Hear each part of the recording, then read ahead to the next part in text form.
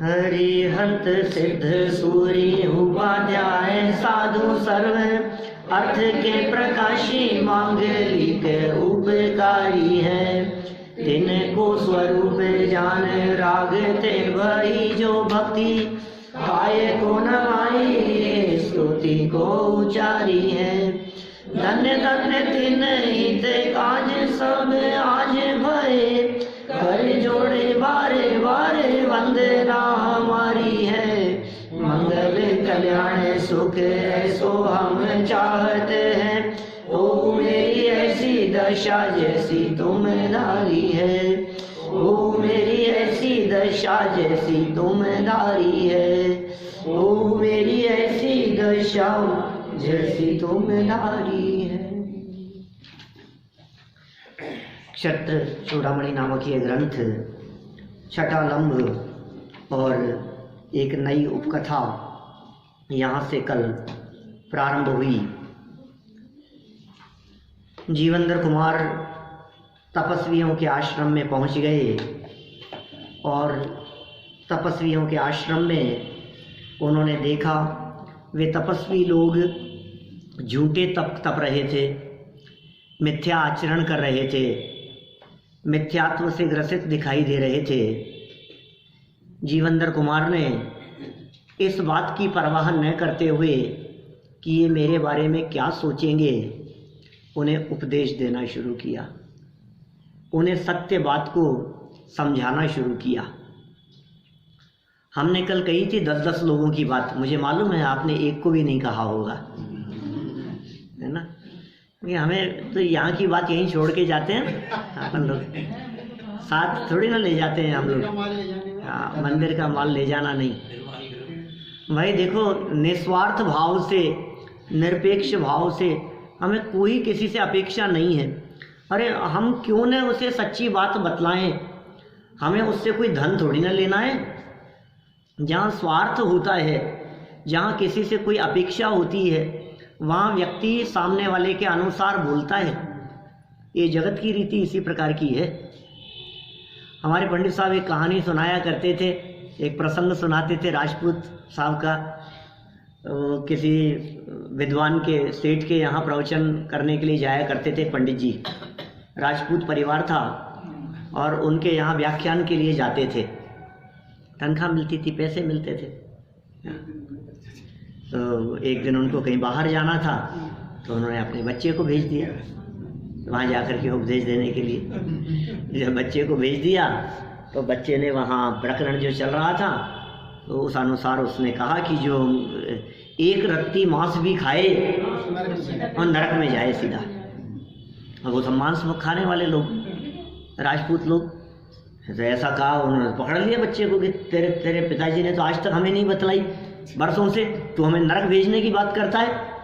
बहुत नाराज हुए, बहुत बिगड़ गए। बच्चा तो अपनी बात कह करके चला गया, आधा पौन घंटा जो भी उसको पढ़ाना था पढ़ा करके सिखा के चला गया। घर जा करके उसने सारी बात कही।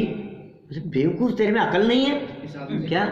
नौकरी छुड़वाएगा क्या? चल अब कोई बात नहीं, मैं जाकर के मिलता हूँ।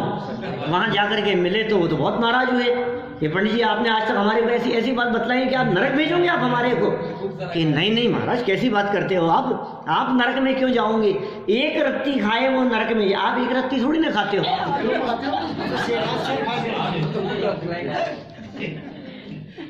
ऐसा प्रसंग अपने यहाँ पंडित साहब सुनाया करते थे।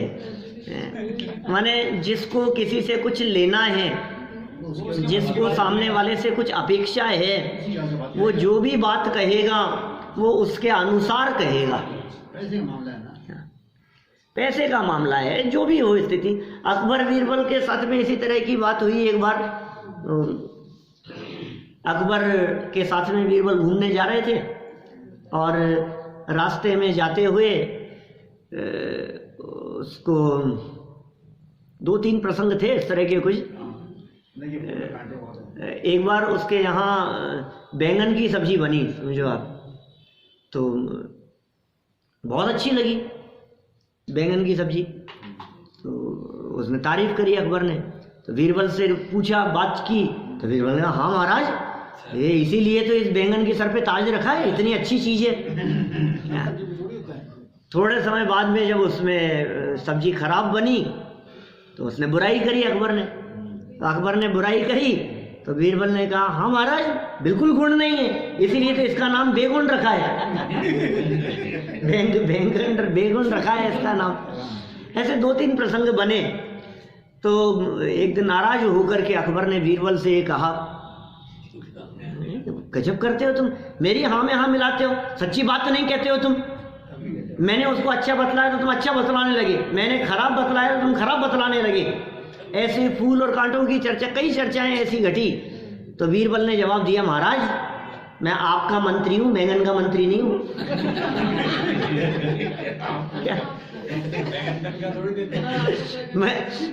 मुझे तो आपकी जी हुजूरी करनी है। यहाँ तो बात ऐसी है भाई साहब, जिसको किसी से कुछ लेना देना नहीं हो वो जो भी बात कहेगा वो सच्ची बात कहेगा। हमारे भाई वितरागी संत ये इस तरह की बात कहते हैं कि इन्हें जान की परवाह नहीं होती, इन्हें किसी से धन की अपेक्षा नहीं होती, लोग बुरा मान जाएंगे इस बात का विचार नहीं करते, लोगों को खुश करने के लिए कोई अच्छी अच्छी बातें कहें, ऐसा नहीं है। आप जिन बातों से खुश हो हम ऐसी बातें नहीं करेंगे, हम वो बात करेंगे जो बात सच्ची होगी। अभी इस तरह की बातें करने लग जाओ कि आप 15 दिन हमारे यहाँ आओ, निश्चित रूप से देखना आपकी लाइफ के अंदर कुछ ना कुछ चमत्कार होंगे, आपका बिजनेस चलने लग जाएगा। एक ऐसा मंत्र है मेरे पास में, उस मंत्र की आप साधना करो। ये क्या पागलपन की बातें हैं, ये तो धोखा देने वाली बात हो गई ना। हम तो वस्तु स्थिति बतलाते हैं, भैया तुम यहाँ आओगे इससे तुम्हारे बिजनेस की वृद्धि नहीं होगी, तुम यहाँ आओगे इससे तुम्हें बहुत पैसा मिलने लग जाए, इससे तुम्हारी तबीयत ठीक हो जाए, इस धोखे में मत रहना। होगी जो होगी, लेकिन इतना अवश्य है कि यहाँ आने से आपको एक सच्चा मार्ग मिलेगा। जैन धर्म दर्शन क्या है वो जानने और समझने का अवसर मिलेगा। और आप यदि इन बातों को अपने जीवन में उतारेंगे तो निश्चित रूप से जीवन भी सफल होगा, सार्थक होगा। मनुष्य जीवन जो दुर्लभ है, ये दुर्लभ मनुष्य जीवन किस तरह सार्थक किया जाए, ये जिनवाणी के सानिध्य में रहकर के ये बातें आपको जानने सीखने को मिलेगी। धन नहीं मिलेगा, लेकिन जितना भी है उसमें शांत और सुखी रहने की कला जरूर मिलेगी। क्या दाम बिना निर्धन दुखी और तृष्णावश धनवान, और कहूं ना सुख संसार में, कहूं ना कि नहीं बड़े मंदिर में है सुख। क्या जिनवाणी के सानिध्य में सुख है। जिनवाणी को छोड़कर, तत्वज्ञान को छोड़कर यदि उपयोग बाहर भटकता है तो कहूं ना सुख संसार में। तो जीवनधर कुमार ने भी वो सुख का मार्ग बतलाया। ऐसे काम मत करो, ये खोटे काम मत करो। जो तपस्वी लोग वहाँ आश्रम में रहकर अनीति अन्याय रूप आचरण किया करते थे, देखो कैसा करुणा का भाव, स्वयं डूब रहे हैं कुएं में बेचारे, अब उनके प्रति कैसे द्वेष बुद्धि रखे। द्वेष बुद्धि नहीं, करुणा बुद्धि रख करके उनको तत्वबोध कराया। देखें दया दृष्टि के उपरांत तत्वबोध में क्या बातें कही। पेज नंबर 277 10 नंबर का यह श्लोक है। जीवनधर कुमार द्वारा तपस्वियों को तत्वबोध। तानप्यबुभुधस्तत्त्वं तत्त्वज्ञः सोऽयमादरात् भव्यो वास्यान्न वा श्रोता पारार्थ्यं ही सतां मनः।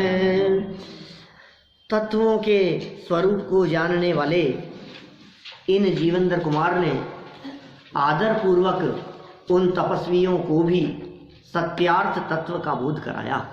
बोलो, तत्वों को जानने वाले थे जीवनधर, स्वयं तो तत्व को जानने वाले थे ही, और अन्य जगत के जीवों को भी, उन तपस्वियों को भी उन्होंने तत्व का बोध कराया। देखो कभी अब देखो सीखने वाली बातें हैं ये सब। आपके सामने यदि कोई व्यक्ति गलत काम करता हुआ दिखाई देवे तो आप तुरंत उसको टोकें, उसे बताएं। ये नहीं सोचें कि इनको मामा जी को बुरा लग जाएगा, बिल्कुल नहीं लगेगा।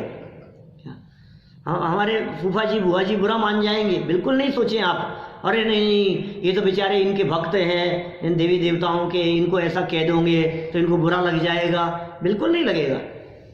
देखो, सत्य बात को कहने वाले निर्भीक वक्ता जब निडर होकर के किसी बात को कहते हैं तो सामने वाले व्यक्ति को बुरा नहीं लगता है। आप सच्ची बात कहें कि देखो भाई, हम मनुष्य गति के जीव हैं, ये देवगति के जीव भी हो सकते हैं। देवगति के जीवों की तुलना में मनुष्यों की ज़्यादा महिमा है। हमारे यहाँ शास्त्रों में, पुराणों में कहीं भी देवी देवताओं की पूजन करने की चर्चाएं नहीं आई है। हमारे पुराणों में कहीं भी ये नहीं लिखा है, हमारे शास्त्रों में नहीं लिखा है। हमारे यहाँ संयम की पूजा होती है, हमारे यहाँ त्याग की पूजा होती है। परिग्रहधारियों को नहीं पूजते हैं हम। आप प्यार से समझाएंगे तो बात समझ में आएगी। हमारे यहाँ भगवान से मांगा नहीं जाता है और वे भगवान आपको दे भी नहीं सकते। आप प्यार से समझाओ कोई भी बात, किसी व्यक्ति को गलत काम करते हुए देखो, आप उन्हें बताओ, सच्ची बात बतलाओ, उनको तर्क से समझाओ, उन्हें बात समझ में आएगी। आपने 10-20 लोगों को भी बतलाया ना और एक आध के भी समझ में आ गई तो समझ लीजिए आपका समझना सार्थक हो गया। आपने 10-20 लोगों को यहाँ आने के लिए कही और एक व्यक्ति भी यदि आपके कहने से यहाँ आ गए तो इसका मतलब ये है कि वो आपका यहाँ वो ऋण जो था आपके माथे पर, जो आपको यहाँ लाए थे, वो कर्ज उतार दिया आपने। क्या जरूरी है ये चीज? आप अपने माथे पर ये ऋण कैसे उतारेंगे? बोलो, ये कर्जा कैसे उतारेंगे आप? ये कर्ज है आपके माथे पर।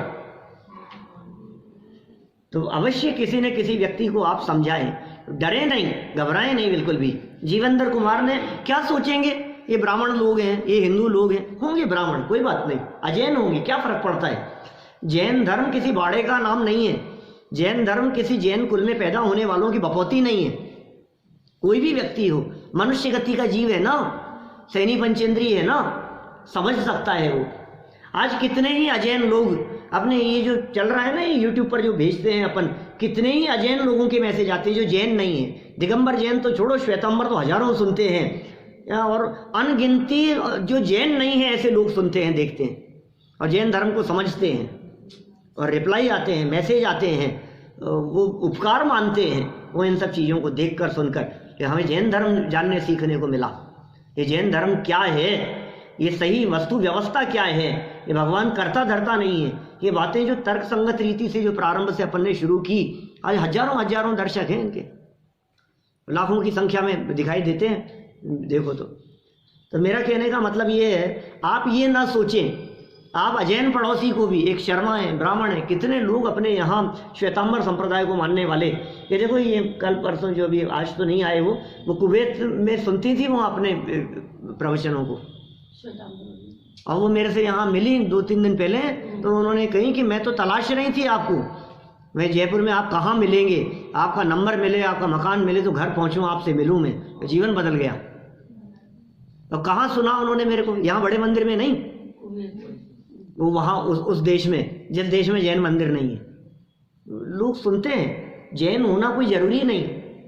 आप अपने घर में काम करने वाले सर्वेंट को समझाओ। हमारे यहाँ किशनगढ़ में सर्वेंट काम करता है, वो आलू प्याज नहीं खाता है। वो अभी किसके यहाँ गए थे अपन, वहाँ अपने गौर झामर में, जिनके घर हम रुके, वो जो सौदरमेंद्र जो बने थे, उनके घर के नौकर, वो बिल्कुल शुद्ध सात्विक जीवन जीता है, आलू प्याज जमीगंध नहीं खाता, रात्रि भोजन नहीं करता, अजैन है, जैन नहीं है, वो जैन धर्म को फॉलो करता है। वो प्रवचन सुनने के लिए आकर के बैठता है, वो तत्व की बातें सुनता है, समझता है। तो जीवेंद्र कुमार ने भी ये नहीं सोचा कि ये तो जैन नहीं है, इनको क्या समझाएंगे अपन, इनको नहीं समझाएं। इन्होंने समझाना शुरू कर दिया। किनको समझाया? आदर पूर्वक। देखो, ये आदर पूर्वक बहुत जरूरी है। आपके समझाने में फर्क पड़ता है। एक तो आप डांट करके कहो, चाचा जी क्या कर रहे हो आप, ये नरक जाओगे आप, तो वही ऐसे ही। अब वो तो तुम्हारी सुनेंगे ही नहीं कभी भी, क्या वो तुम्हारी कभी नहीं सुनेंगे।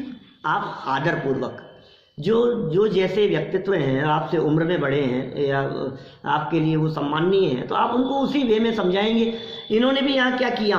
आदरात, देखो कैसे शब्दों का प्रयोग किया है 278 पर। आदरात, आदर पूर्वक। तान अपि, उन तपस्वियों को भी सत्यार्थ तत्व का बोध कराया। सच्ची बात उन्होंने बतलाई, तत्व का बोध कराया। नीतिकार क्या कहना चाहते हैं यहाँ? निश्चय से सुनने वाला भव्य हो या अभव्य, सज्जन पुरुषों का मन तो दूसरों के उपकार करने में ही प्रवर्तित होता है। बोलो, सुनने वाला आपने तो अभव्य कह दिया उसको। मैं आपसे कहता हूं, ये अपने वीतरागी संत जरा प्रथमानुयोग उठा करके देखो, उन दोनों मुनिराजों को क्या सूझी कि हिरण को फाड़ कर खाते हुए शेर को उपदेश देने पहुंच गए? बोलो, जरा कल्पना करो आप। एक त्रिलोक मंडन नाम का हाथी जंगल में तोड़ फोड़ मचा रहा था, मुनिराज उसको उपदेश देने लगे। जंगली जानवरों को उपदेश देने लग जाते हैं, जंगल में पशुओं को उपदेश देने लग जाते हैं, धर्म के लोभी किन्हीं पात्र जीवों को देख करके उपदेश देने का भाव आ जाता है। मुनिराज को, उसको भील को देख करके ऐसा भाव आया कि मैं इसको मांस भक्षण का त्याग करा दूं, उस भील को देख करके। और मुनिराज उसको मांस भक्षण के त्याग का उपदेश दे रहे हैं, और फिर वो विनम्रता पूर्वक कह रहे हैं, महाराज मैं तो रोजी रोटी यही है, मैं तो खाता ही यही हूँ, हमारे घर में तो बनता ही यही है, मैं कैसे त्याग कर सकता हूँ इसका। तो फिर एक एक स्टेप नीचे उतरते गए, और फिर नीचे उतरते उतरते सेटलमेंट कहाँ बैठा? कौवे के मांस पर। कोई बात नहीं, अब वो कहाँ जंगल में भील, कहाँ मांसाहारी, कहाँ मुनिराज उपदेश दे रहे हैं, और कहाँ वो समझ गया। देखो, पात्र जीवों को देख करके भव्य अभव्य का विचार नहीं करते। होगा वो भव्य जीव, कौन जीव कब बदल जाए, किसका जीवन कब बदल जाए, किस कुल में जन्म लिया है, इससे कोई फर्क नहीं पड़ रहा है, उसका जीवन बदल सकता है, वो आपसे पहले मोक्ष से जा सकता है। कितने उदाहरण मिलते हैं शास्त्रों में। एक सियार, और मुनिराज ने उसको रात्रि भोजन त्याग की प्रतिज्ञा दिला दी। बोलो, सियार क्या, जंगल में रहने वाला पशु, और मुनिराज के चरणों में जाकर के बैठा, और मुनिराज के क्या उपदेश को सुना उसने, क्या समझा, क्या भाषा समझा होगा, रात्रि भोजन का त्याग कर दिया उसने उपदेश सुन करके। यह जैनियों से नहीं हो रहा है, समझाते समझाते नहीं हो रहा है, जैन कुल में पैदा होने वालों से नहीं हो रहा है। और उसने रात्रि भोजन का त्याग कर दिया, और रात्रि भोजन त्याग की प्रतिज्ञा को उसने निभाया, जान की कीमत पर उसने निभाया। आपको पता है जैन साहब, पानी की प्यास लगी उसको, उस सियार को, रात को पानी भी नहीं पीने का त्याग कर दिया उसने। हम जैसे समझदार लोग जो यहाँ मिलेंगे आपको त्याग करने वाले, वो तो ऐसे मिलेंगे कि हमने अन्न छोड़ दिया था, बिना अन्न का ले लेते हैं, हमने खाना छोड़ दिया, हमने भोजन छोड़ दिया, मिठाई छोड़ दी, फल ले लेते हैं, फल छोड़ दिया, दूध मेवा ले लेते हैं, दूध मेवा सब छोड़ दिया, पानी तो ले लेते हैं। ऐसे लोग मिलेंगे सब, गजक खा लेते हैं, मूंगफली खा लेते हैं, रात को बैठ करके नाश्ता चल रहा है। उसने त्याग किया। जब भयंकर प्यास लगी, सूर्य दिखाई दे रहा था, और पानी पीने के लिए वो कुएं बावड़ी में नीचे उतरा पानी पीने के लिए। जब नीचे उतरा तो नीचे उतर करके उसको बहुत अंधेरा दिखा, उसने पानी नहीं पिया, रात हो गई, मैं नहीं पीऊंगा। और वो निकल करके बाहर आया, जब बाहर निकल करके आया तो सूर्य दिखाई दे रहा था, अरे अभी तो दिन है क्या, वापस नीचे उतरा, और नीचे उतरा तो वहां अंधेरा था कि मैं नहीं पी सकता। कई चक्कर लगाए उसने, प्राणांत तो हो गए उसके, लेकिन उसने पानी नहीं पिया। कैसे उपदेश दे देते हैं मुनिराज, तिरंचियों को उपदेश दे देते हैं, जगत के प्राणियों को उपदेश दे देते हैं, कैसा कैसा समझाने का भाव आ जाता है उनको, जीवों को समझाते हैं। मुनि भूमि का छठे सातवां गुणस्थान होते हैं, वो मर करके स्वर्ग में चला गया और देवगति में चला गया। कुत्ते के जीव को नमोकार मंत्र सुनाया इन जीवेंद्र कुमार ने, पार्श्वनाथ स्वामी ने नाग नागिन को नमोकार मंत्र सुनाया। वो क्या सुनेंगे और क्या समझेंगे, उसको तपस्वी को उपदेश देने लगे ये पार्श्वनाथ। कोई बात नहीं, समझ देखो, जिसमें योग्यता होगी वो समझेगा, समझने का काल पक गया होगा तो समझेगा। हम क्यों ना समझाएं, हम उसे असली बात बतलाएं क्यों नहीं, सच्ची बात बताने से वंचित क्यों रखें हम। तो सावधानी तो होनी चाहिए, सतर्कता रखें, बच्चों को भी सच्ची बात बतलाएं, धोखे में नहीं रखें, झूठी बात नहीं बतलाएं। बेटा भगवान भला करेंगे, बेटा मंदिर दर्शन करके जाना, इससे परीक्षा में पास कर देते हैं, ऐसा धोखा मत दो आप भगवान को बचपन से। समूह में समझा तो लोग आपको पकड़ लेंगे। कोई बात नहीं, पकड़ लेंगे तो क्या हो गया, ये सबके बीच में समझा रहे हैं जीवेंद्र कुमार। फिर डर किस बात का है आपको, आपको अपने पुण्य पाप पे भरोसा नहीं है, आपको अपने यश अपयश पे भरोसा नहीं है, आपको अपने उदय पर भरोसा नहीं है। आपकी जो परिस्थितियां बनेगी वो आपके उदय अनुसार बनेगी कि उनके पकड़ लेने से बनेगी। मैं हमारे अभिमन्यु को पकड़ लिया ना वहां, अभिनंदन को, पाकिस्तानी सेना के बीच में चले गए, एक बात का जवाब नहीं दिया चारों तरफ से पाकिस्तानी लोग। आप कल्पना करो उस परिस्थिति की, जिस परिस्थिति में उसको पकड़ा हुआ है, दुश्मन देश के पास में है और चारों तरफ से सिपाही हैं और कैद किया हुआ है और सेना का प्रमुख वो उनको पीटे कुछ भी करें और वो उनसे सवाल पूछ रहे हैं और वो दृढ़ता से जवाब दे रहा है सामने। मैं नहीं बता सकता, मैं नहीं बोलूँगा, इससे ज़्यादा मैं आपको कुछ नहीं कह सकता। बस मेरा नाम ये है और नंबर ये है, बस कि कहाँ के रहने वाले हो, कि दक्षिण भारत के किसी जगह से। जगह का नाम नहीं बतला सकता कहाँ से। कितनी हिम्मत होगी, कितनी दृढ़ता होगी।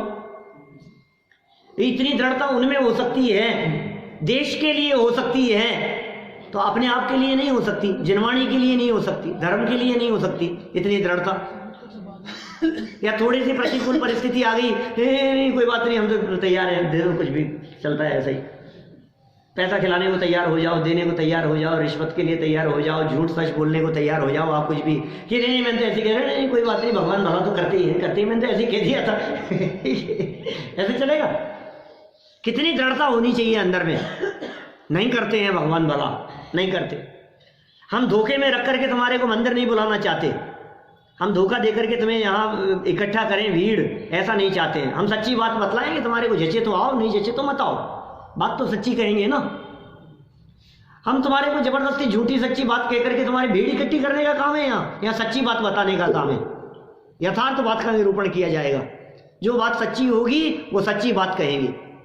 द्रव्य के बारे में, तत्व के बारे में, वस्तु स्वरूप के बारे में, आत्मा परमात्मा के संदर्भ में, आत्म कल्याण करना हो तो सच्ची बात सुनने की ताकत रखना अंदर में, सच्ची बात सुनने की और सच्ची बात सुनाने की। किसी के भी बीच में कहीं भी बैठे, बात तो हम सच्ची कहेंगे, गलत बात नहीं कहेंगे हम। देखो कितनी दृढ़ता से यहाँ जीवेंद्र कुमार ने बात कही, निश्चय से सुनने वाला भव्य हो या अभव्य, और भव्य अभव्य का निर्णय करने वाले तुम कौन? इस बात का निर्णय करने वाले आप कौन है कि नहीं साहब ये तो नहीं समझेगा, अरे बच्चा समझता नहीं है, इसको क्या कहें, इसको ये समझाना पड़ेगा, बेटा नमोकार मंत्र बोल, नमोकार मंत्र इससे भला होता है, मत सिखाओ। छोटी छोटी सी बात में बेटा नहीं ऐसा नहीं करते, भगवान पाप देते हैं। पाप देते हैं भगवान? कौन से भगवान पाप देते हैं बताओ मेरे को। आप ये सिखा रहे बच्चों को। मैंने जब बहुत सालों पहले मैंने चर्चा की थी आपके बीच में, सन 2005 की बात है, अपने यहाँ सरवार सिद्धि नामक ग्रंथ चलता था।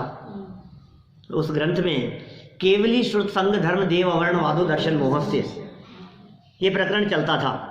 तो उस समय मैंने अवर्णवाद के संदर्भ में ऐसी बहुत बातें कही, और 2005 के आसपास देश में जहाँ जहाँ गया मैं, सब जगह मैंने अवर्णवाद पे प्रवचन किए। अभी संयोग से सोनागिरी जी था ना मैं, तो मेरे से उन्होंने कही, पहाड़िया जी ने, कि आपने एक बार इंदौर में वो अवर्णवाद पे प्रवचन किया था, हमें सोनागिरी जी में अवर्णवाद की चर्चा सुननी है। तभी 5 प्रवचन सोनागिरी जी में अवर्णवाद पे किए।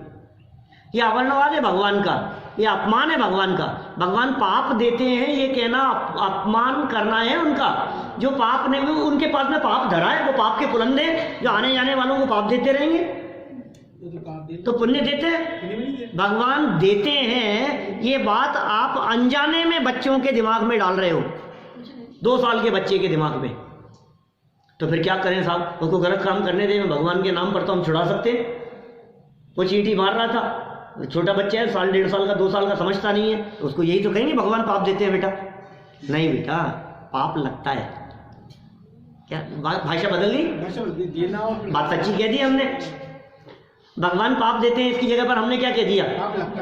ऐसा नहीं करते बेटा, इससे पाप लगता है, ये पाप है, ये काम अच्छा नहीं है, फिर पाप का फल मिलता है हमारे को। नहीं समझ रहे हैं आप? पाप लगता है, पाप होता है, ये तो सच्ची बात है, लेकिन भगवान पाप देते हैं, ये तो अनर्थ कर दिया आपने।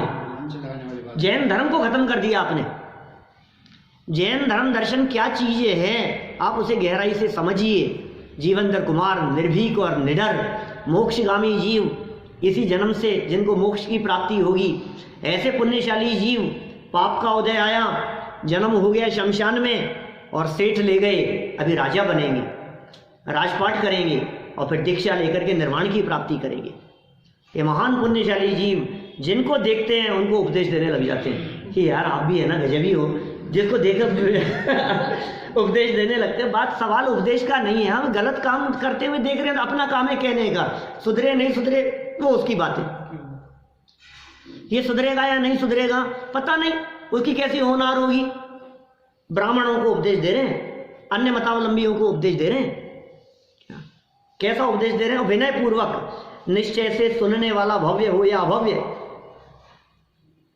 सज्जन पुरुषों का मन सज्जन पुरुषों का मन दूसरों के उपकार करने में ही प्रवर्तित होता है। उनके मन में निरंतर ये भावना वर्तती है, उपकार करो दूसरों का, इसका भला हो जाए, अपना क्या बिगड़ता है। न्याय नीति के मार्ग पर आपके वचन सुनकर के कोई व्यक्ति चलने लग जाए तो इससे बढ़िया बात क्या हो सकती है। वो यदि सच्ची बात समझ जाए, वो यदि जैन धर्म को समझने लगे, जैन धर्म की श्रद्धा किसी व्यक्ति के हृदय में उठने लगे, तो इससे अच्छी और क्या बात हो सकती है, हम यदि उसमें निमित्त बने तो। देखिए, सरल अर्थ वस्तु स्वरूप जानने वाले जीवनधर कुमार जो वस्तु स्वरूप को जानते थे, उन्होंने प्रीति पूर्वक और मधुर वचनों से उन तपस्वियों को सत्यार्थ तत्व का बोध कराया। कैसे? प्रीति पूर्वक मधुर वचनों से।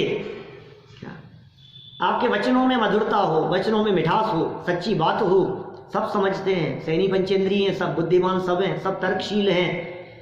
ये मिथ्यात्व कोई नहीं पोषण करना चाहता। और आज की युवा पीढ़ी तो वास्तव में बहुत समझदार है, वो अंधभक्त नहीं है। हमने बचपन में भले ही माता पिता के कहने से, बुजुर्गों के कहने से मंदिर जाना शुरू कर दिया हो, आज बच्चों को यदि तर्क से बात समझ में नहीं आएगी तो वो नहीं स्वीकार करेंगे किसी बात को।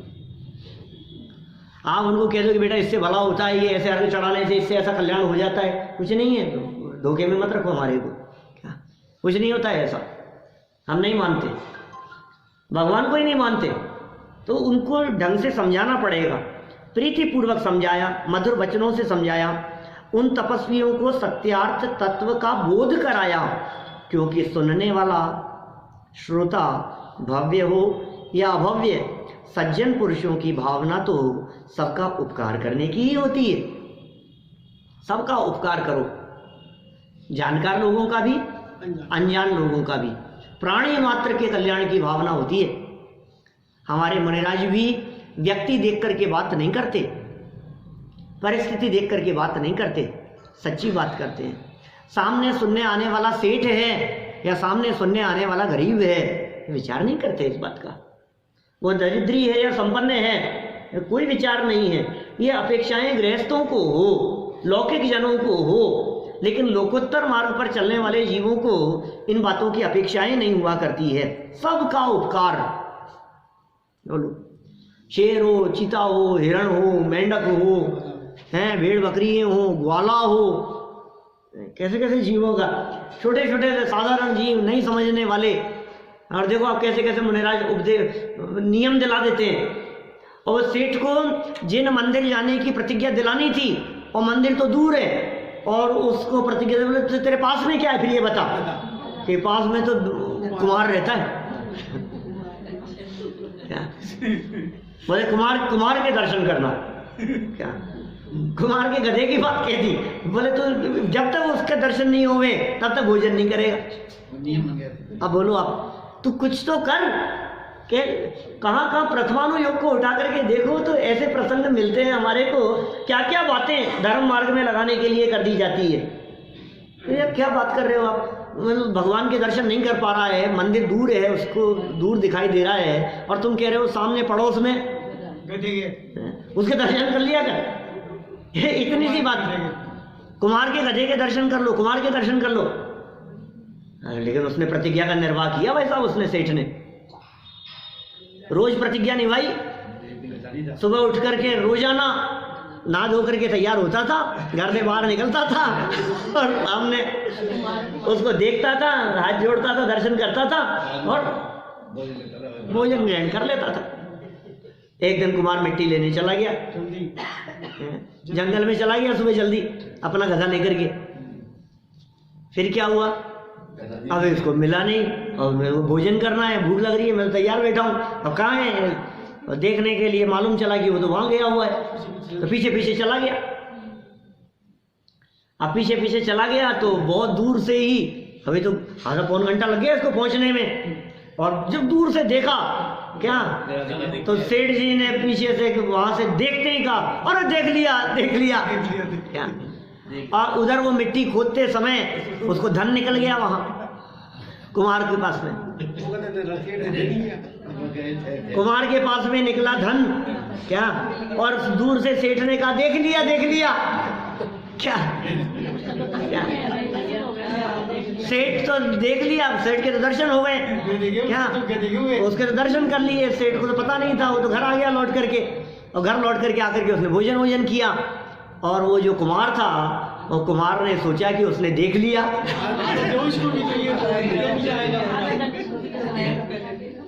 अब यदि इसने जाकर के राजा को बतला दिया तो सब चला जाएगा। अच्छा तो यही है कि सेठ को जाकर आधा धन, थोड़ा धन दे आओ। कुमार गया और वहां जाकर के उसने सेठ को दे दिया। सारी बात सेठ के समझ में आ गई, लेकिन हृदय में विचार इस बात का आया कि ओहो क्या, जब ये कुमार के दर्शन करने तो गधे की बात क्यों करो, कुमार और गधा साथ ही रहते थे। कुमार जान था, वही गधा था। लेकिन इस कुम्हार के दर्शन करने मात्र से मुझे ये संपत्ति मिल गई। मैंने जिनेंद्र देव के दर्शन नहीं किए क्या, उनका मैंने ऑप्शन देख करके इसके दर्शन की बात की, तो साक्षात जिनेंद्र देव का यदि दर्शन मेरे जीवन में होगा है तो मेरा जीवन कितना बदल जाएगा। प्रतिदिन जिनेंद्र देव के दर्शन करने का उसने संकल्प ले लिया। कैसे कैसे उपदेश दे देते हैं, किसी सेठ को कोई उपदेश दे दिया, किसी को कोई उपदेश देने लगे, कैसे पात्र जीवों को देख करके। नहीं तो ये देख करके मुझे ख्याल आ रहा है, ये कैसे सज्जन लोग उपकार करने में पीछे नहीं हटते। नहीं कृतम उपकारम साधवो विस्मरंती, किए हुए का उपकार तो भूलते ही नहीं है। और अनजान व्यक्तियों के ऊपर भी उपकार, ये उपकार की भावना सज्जनों के हृदय में सदा हुआ करती है। तो अनजान व्यक्तियों को देखकर, उन तपस्वियों को आश्रम में अग्नि में तपस्चरण करते हुए, हिंसा करते हुए, खोटे तप, मिथ्या तप तपते हुए देखकर उनके हृदय में भावना क्या आई कि इनको कुछ न कुछ संदेश दिया जाए। और उन्होंने उपदेश देना शुरू किया। प्राणी वध सदा वर्जनीय, उपदेश देना शुरू कर दिया। प्राणियों का वध नहीं किया जाना चाहिए, ये वर्जनीय है। ये जिनका तुम वध कर रहे हो, बलि चढ़ाते होंगे, हिंसा करते होंगे, हवन करते होंगे, यज्ञ में आहुति देते होंगे, बहुत स्पष्ट शब्दों में कह दिया। देखो क्या कहा, न हिंस्यात् सर्वभूतानि इत्यस्मिन् प्रवचने सति तप्यध्वं किं बुधायूयं हिंसा मात्र फलं तपः। हे पंडितों,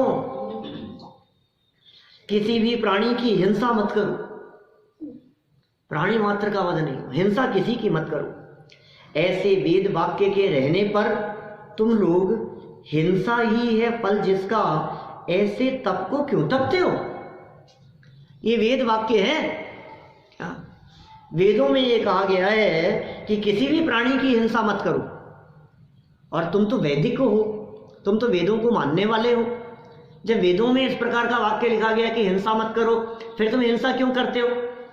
उनकी बात उन्हीं के शास्त्रों का आधार लेकर बता दी गई। हिंसा सर्वथा वर्जनीय है, प्राणियों का वध वर्जनीय है। किसी भी प्राणी का वध हमारे माध्यम से ना हो, किसी भी प्राणी की पीड़ा नहीं हो हमारे माध्यम से, वो पीड़ित नहीं हो, वो तकलीफ में न हो। एक चींटी भी हमारे माध्यम से ना मरे, एक मच्छर भी हमारे माध्यम से ना मरे।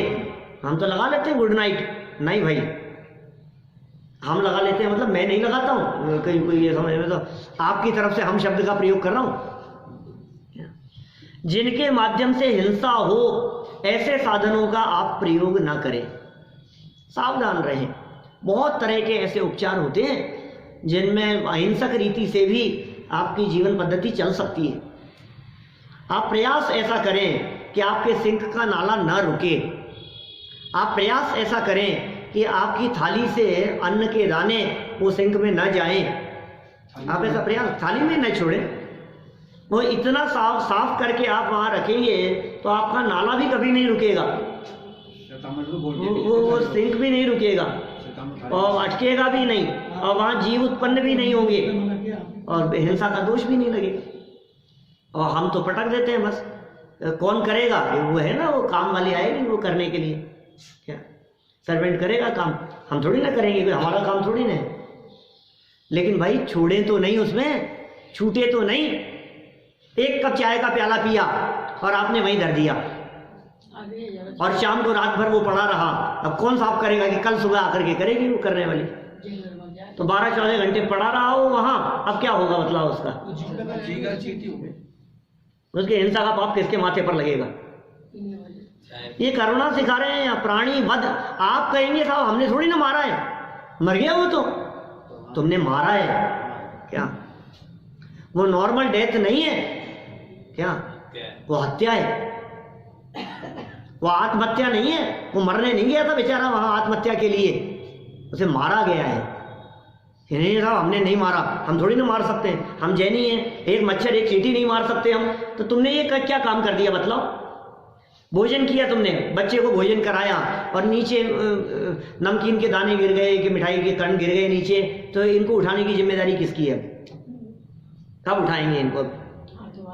2-4-6 घंटे पड़ा रहेगा और कितनी चींटियां आएगी, कितने जीव आएंगे कि नहीं सब आती नहीं है हमारे यहाँ चींटियां। अरे आए चाहे नहीं आए, अयत्नाचार का पाप है। तूने तो अनगिनती चींटियों को, अनगिनती जीवों को मारने का पाप बांध लिया। प्राणी मरे या न मरे, मरे या ना मरे, बोलो। प्रवचन सार मूल ग्रंथ में गाथा दी इस तरह की, प्राणी मरे या ना मरे, हिंसा यत्नाचार से तब बंद होता है नहीं जब रहे यत्नाचार से। प्रवचन सार की गाथा है। माने ये सिखा रहे हैं यहाँ पर हमारे को, किसी भी प्राणी का वध मत करो, किसी की हिंसा मत करो। ये वेद वाक्य है। तुम लोग हिंसा जिसका फल है, ऐसा तप करते हो, ऐसा तप क्यों तपते हो? ऐसे हिंसा का काम क्यों करते हो जिसके माध्यम से किसी की हिंसा हो? यह कार्य हमारे माध्यम से ना किया जाना चाहिए। जिसमें चौड़े ही हिंसा दिख रही हो वो तो काम मत करो।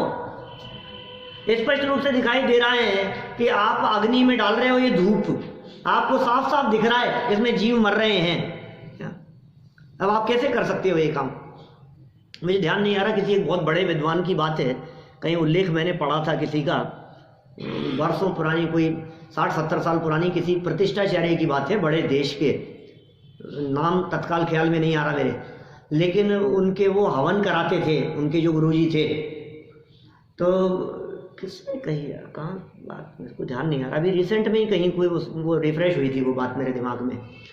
तो वो हवन में वो डालते थे, वो धूप डालते थे, और वो जो धूप डालते थे उस धूप में एक दिन इतने जीव थे उसमें कि वो सारे के सारे ऐसे हवन करते समय वो उसमें डाले जा रहे थे, सारे के सारे 10 जीव।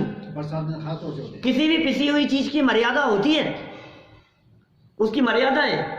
आपने तो अग्नि में डाल दिया उसको, आपने धूप को नहीं डाला है, आपने जीवों को होम किया है, उसमें जीवों को होम किया है। आप हवन करते समय लकड़ी जला रहे हैं, उस लकड़ी में कितने जीव हैं, वो लकड़ी बीधी हुई भी हो सकती है। वो पार्श्वनाथ स्वामी ने जो अपने नाना को रोका था, तपस्वी को, वो क्या क्या देख करके रोका था बोलो? नाग नागिन दिखाई दे रहे थे?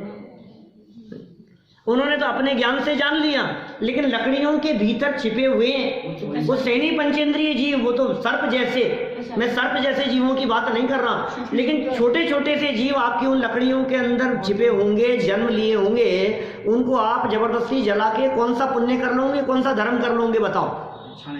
और उससे क्या फर्क पड़ने वाला है? उससे कौन सा धर्म हो जाएगा? हिंसा में धर्म नहीं है भैया, सावधानी रखो। हम नहीं करते, मानते होंगे सब, हम तो अपना अपना विवेक अपने साथ में, हम ये काम नहीं कर सकते, हमारे माध्यम से नहीं हो सकता। ये इनको समझा रहे हैं, तुम हिंसा का काम क्यों करते हो? हिसाब तप कर रहे हैं हम, तो ऐसा तप क्यों करते हो जिस तप में हिंसा होती हो? देखो हे विद्वान तपस्वियों, सरल अर्थ में क्या कह रहे हैं? किसी प्राणी को नहीं मारना चाहिए। इस प्रकार का शास्त्रीय वेद वाक्य होने पर भी आप सब लोग इस हिंसा मात्र फल वाले तप को क्यों कर रहे हो? जिस तप का फल हिंसा ही दिखाई दे रहा है, ऐसा कार्य क्यों कर रहे हो? वेद जानते हैं ना आप, वेदों को मानने वाले एक दर्शन का नाम है वेदांत दर्शन, एक वैदिक दर्शन। वैदिक दर्शनों में बहुत सारे दर्शन हैं। दो मुख्य परंपराएं प्राचीन काल से इस भारत भूमि पर चली आती रही। उन प्राचीन धार्मिक परंपराओं में दो तरह की संस्कृतियों का उल्लेख मिलता है, एक वैदिक संस्कृति और एक श्रमण संस्कृति। तो वैदिक संस्कृति के अंतर्गत वेदों को जो मानते हैं, जो वेदों पर आधारित संस्कृति है, वो सब वैदिक संस्कृति है। और श्रमण संत जो मुनि हैं उन्हें मानने वाली ये श्रमण संस्कृति। हम लोग श्रमण संस्कृति वाले हैं, वेदों को नहीं मानते हम। और वेदों को न मानने वालों को नास्तिक भी कह करके पुकारा गया, इसीलिए जो लोग वेदों को नहीं मानते हैं वो नास्तिक है। इसलिए जैनों को दार्शनिक परंपराओं में नास्तिक कह करके पुकारा गया है। जैनों के लिए नास्तिक शब्द का प्रयोग, 3 दर्शन इन भारतीय दर्शनों में ऐसे हैं जो नास्तिक कहलाते हैं। जैन दर्शन नास्तिक कहलाता है कि साहब हम तो मानते हैं भगवान को, हमारे मंदिर हैं, भगवान को मानते हैं, पूजन करते हैं, कि सुनो तुम भगवान को कर्ता नहीं मानते इसलिए तुम नास्तिक हो। भगवान को मानते तो करता नहीं। बौद्ध दर्शन वाले नास्तिक कहलाते हैं, चारवाक दर्शन वाले नास्तिक कहलाते हैं। तो ये वेदों को मानने वाले, वेदों में लिखी है ये बातें। वेदों का कर्ता कौन है? तो कहते हैं वेद अपौरुषेय है, वेदों का कर्ता कोई नहीं, किसी के द्वारा किए हुए नहीं है। ये अलग अलग तरह के वेदों के संदर्भ में चर्चाएं मिलती है। वो कहते हैं शंकर जी की जटा में से शब्द निकले थे ऐसे, क्या उन शब्दों से सहज इन वेदों की रचना हो गई? तो बहुत तरह की कल्पनाएं करते हैं वेदों के संदर्भ में। तो वेद वाक्य यह है, हिंसा मात्र करना योग्य नहीं है, और फिर आप ये काम क्यों कर रहे हो? विशेषार्थ देखो, यहाँ जीवंदर कुमार द्वारा तपस्वियों को दिया गया उद्बोधन समझना आवश्यक है। विशेषार्थ में क्या कह रहे हैं? ये उद्बोधन समझना आवश्यक है। यद्यपि जीवंदर कुमार ये जानते हैं कि ये तपस्वी अज्ञानी है, फिर भी उन्हें विद्वान शब्द से संबोधित कर रहे हैं। देखो कितनी मार्मिक बात कह रहे हैं। विद धातु ज्ञान के अर्थ में प्रयोग की जाती है। विद्वान, जानकार लोगों को विद्वान कहा जाता है। किसी भी विषय के जानकार जो हैं वे विद्वान हैं, जानकार हैं, वे विद्वान शब्द से संबोधित कर रहे हैं। इसमें मर्म की बात यह है कि जिन्हें समझाना हो उनके प्रति मधुर शब्दों का प्रयोग करना आवश्यक है। आप उन्हें पापी कह करके उन्हें नहीं समझा सकते, आप उन्हें अधर्मात्मा कह करके नहीं समझा सकते। समझाने का तरीका है, आप प्यार से किसी भी व्यक्ति को समझा सकते हैं, आप नफरत करके नहीं समझा सकते, कठोर भाषा में नहीं समझा सकते। प्यार की भाषा सब समझते हैं। क्या एक तिर्यंच गति के जीव भी प्यार की भाषा समझते हैं? वो आपके हाव भाव चेहरे से पहचान लेते हैं कि ये व्यक्ति कितना प्यार से, वो आपके सामने बैठ करके कुत्ता रोटी खाएगा, बोलो, वो समझता है वो प्यार की भाषा। देखो, वेद वाक्य का प्रमाण देने का प्रयोजन यह है कि पहले उन्हें उनके श्रद्धेय ग्रंथों का उदाहरण देकर ही समझाना उचित है। देखो, 2 नीतिकार हैं ये, कैसी नीतियां सिखाते हैं। जिसे समझाना हो उसे, उसके प्रति पहले तो विनय पूर्वक शब्दों का प्रयोग करो, नंबर 1। नंबर 2, विनय पूर्वक शब्दों का प्रयोग करने के साथ साथ जिस भाषा को, जिस शैली को वो समझता है उसे उसी की शैली में समझाओ। वो वेदों को मानने वाले हैं, उनको वेदों की शैली में समझाए। जो कंप्यूटर जानने वाले हैं उन्हें कंप्यूटर की शैली में समझाया। जो साइंस जानने वाले हैं, विज्ञान की बात करते हैं, उनको विज्ञान की शैली में समझाए। नहीं समझ रहे हैं आप? जो धर्म पे श्रद्धा करते हैं उन्हें धर्म की दृष्टि से समझाए।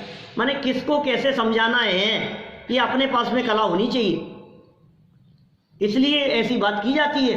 माने आप ऐसा नहीं समझें कि हम किसी अन्य मतावलंबी की, अब ये इनकी वैदिकों की प्रशंसा कर रहे हैं। माने हमारे माध्यम से यदि किसी व्यक्ति के लिए प्रशंसा सूचक कोई वाक्य निकल जाए तो आपको ऐसा लग रहा है कि हम उनके हो गए, ऐसा नहीं है। ये जीवंदर कुमार कोई ग्रहित मिथ्यात्वी नहीं हो गए, उनको समझाना है। वो कैसे समझाया जाए वो कला ये सिखा रहे हैं आपको। उनके श्रद्धेय ग्रंथों का उदाहरण देकर ही समझाना उचित है।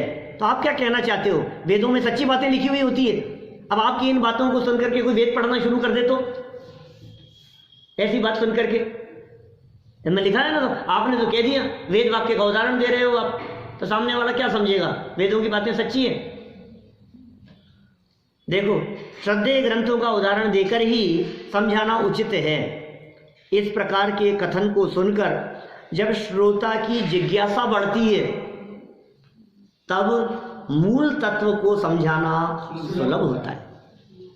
तू कहता है सो तो ठीक। हाँ, डॉक्टर मल्लिक साहब बार बार में कहते हैं क्या, ये जो तू कहता है सो तो ठीक, उसकी बात तो ठीक, ये तुझे अनुभव में आ रहा है कि नहीं?